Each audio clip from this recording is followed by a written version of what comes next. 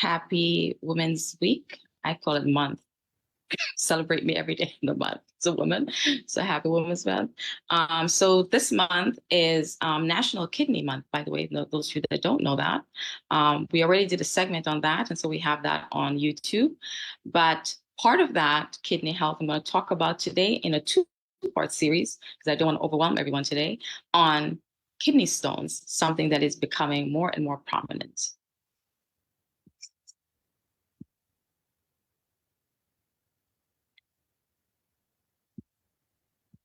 As my screen loads. So this little picture you're looking at, what your kidneys look like. And these little things in here are what's the problems for a lot of people lately. And it's moving through the ureter. So I'll go through that a little bit with you. So what are kidney stones? So kidney stones are hard, pebble-like pieces of to form in one of your kidneys when high levels of certain minerals are in your urine. Kidney stones are common and are on the rise. Right now in the United States, about 11% of men and 6% of women in the United States alone have kidney stones at least once during their lifetime.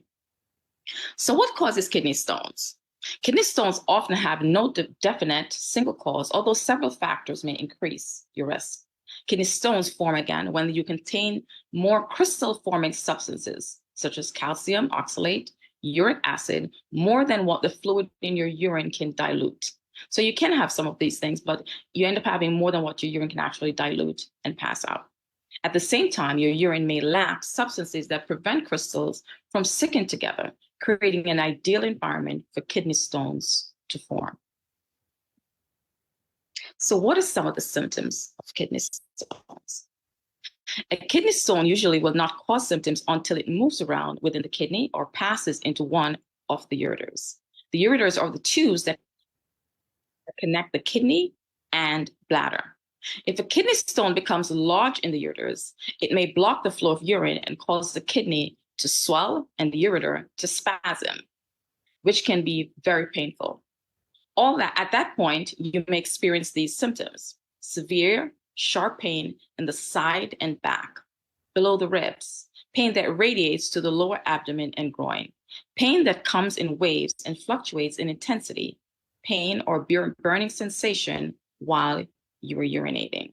Some people may have fever, again, the backache, and blood in urine. Other symptoms: pink, red, or brown urine, cloudy or foul-smelling urine, a persistent need to urinate, urinating more than usual, or urinating in small amounts. Nausea and vomiting can happen, and as I said, fever, but you can also have chills if an infection is present. Pain caused by kidney stone may change, for instance, shifting to a different location or increasing in intensity as the stone moves through the urinary tract. So what are some of the risk factors for kidney stones? Family or personal history. If someone in your family has had kidney stones, you're more likely to develop kidney stones too. If you've already had one or more kidney stones, you're at increased risk for developing another one. Dehydration.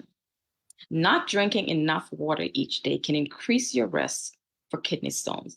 People who live in warm, dry climates and those who sweat a lot may be at the highest risk than others. Certain diets. Eating a diet that's high in protein, sodium, and sugar may increase your risk of some types of kidney stones. This is especially true with a high sodium diet. Too much salt in your diet increases the amount of calcium your kidneys must filter and significantly increases your risk of kidney stones. Other risk factors: obesity. High body mass index, large waist, and weight gain have been linked to an increased risk of kidney stones. Digestive diseases and surgery. Gastric bypass surgery, inflammatory bowel disease, or chronic diarrhea can cause changes in the digestive process that affect your absorption of calcium and water, increasing the amounts of stone-forming substances in your urine.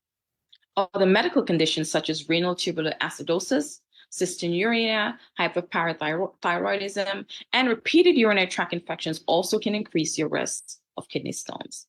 Certain supplements and medications, such as vitamin C, dietary supplements, laxatives, when used in excess, I'm not saying don't take vitamin C. I'm not saying do not take supplements. But what I'm saying is that when they're used in excess, this can cause a problem. Calcium-based antacids and certain medications used to treat migraines or depression can increase your risk of kidney stones. So, are children at risk for kidney stones? And the answer to that is yes. Kidney stones are formed in children as young as 5 years. In fact, this problem is so common in children that some hospitals conduct stone clinics for pediatric patients. The increase in some countries has been attributed to several factors, most related to food choices.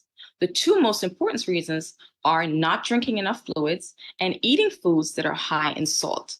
Kids should eat less salty potato chips and French fries. There are other salty foods such as sandwich meats, canned soups, packaged meals, and even some sports drinks. Sodas and other sweetened beverages can also increase the risk of stones. Contain high fructose corn syrup. So what are some of the types of kidney stones? Knowing the type of kidney stone you have helps determine its cause and may give clues to how to reduce your risk of getting more kidney stones. If possible, try to save your kidney stone if you pass one so that you can bring it to your doctor for analysis. And up to my right, your left, is what some of the stones look like. You have calcium stones. Most kidney stones are calcium stones. Certain fruits and vegetables, as well as nuts and chocolate, have a high oxalate content. Dietary factors, high doses of vitamin D, intestinal bypass surgery, and several metabolic disorders can increase the concentration of calcium or oxalate in your urine.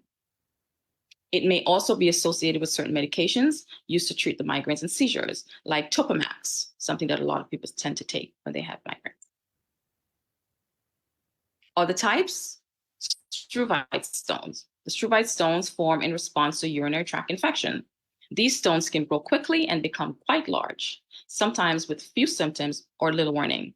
Uric acid stones are stones that can form in people who lose too much fluid because of chronic diarrhea and malabsorption, those who eat a high protein diet, and those with diabetes or metabolic syndrome. Certain genetic factors also may increase your risk of uric acid stone. Then you have the cystine stones. These stones form in people with a hereditary disorder called cystinuria that causes the kidneys to excrete too much of a specific amino acid. These are some photos of what stones look like. To my left, this is what the calciums look like, the uric acid stone, the struvite stone, and the cystine stone. That's going to conclude my presentation for today. Next week, we'll pick up part 2. I hope this was helpful to those of you that may have gone through this or maybe at risk for going through this. Should you have any questions, please know you can always join us in the Zoom room to ask those questions, or you can put your questions on YouTube and I'll be happy to respond to them. Thank you so much for your time. God bless and enjoy the rest of the service.